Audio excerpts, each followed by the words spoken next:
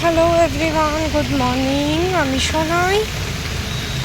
তো আহমেদাবাদে তো প্রচুর গরম সহ্য করেছি, বৃষ্টি শুনেছি যে জলে ডুবে গেছিলো, বাট দেখার সুযোগ হয়নি।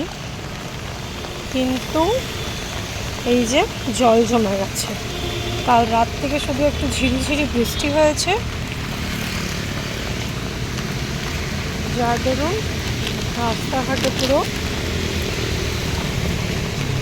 জল জমে গেছে চারিদিকে।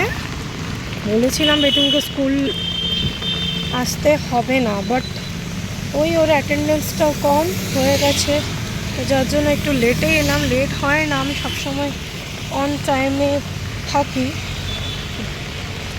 অন টাইমে পৌঁছে এবং অন টাইমে নিয়ে যাই। বাট এই যে এইটুকু রাস্তাটা যেটা সোজা যাওয়া যায় সেটা আমাকে ঘুরে ঘুরে যেতে হচ্ছে, এতটাই বৃষ্টি চারিদিকে। অতিরিক্ত জল জমেনি, বাট এটুকু জলেই আজকে ওকে শুজ না পরিয়ে এসে ক্রক্স নিয়ে এলাম। ভাবলাম যে এখানে তো রেনকোটটা নেওয়া হয়নি, ভাবলাম এখন শপটা খোলা থাকলে রেনকোট নিয়ে নেবো। ও বাবা, দেখি কোনো শপ খোলেনি, এতটা লেট হয়ে গেছে। তো এই হচ্ছে এখানকার এই পরিস্থিতি, প্রচণ্ড খারাপ। আমি ছাতা নিয়ে যাচ্ছি, আমিও হালকা ভিজে গেছি।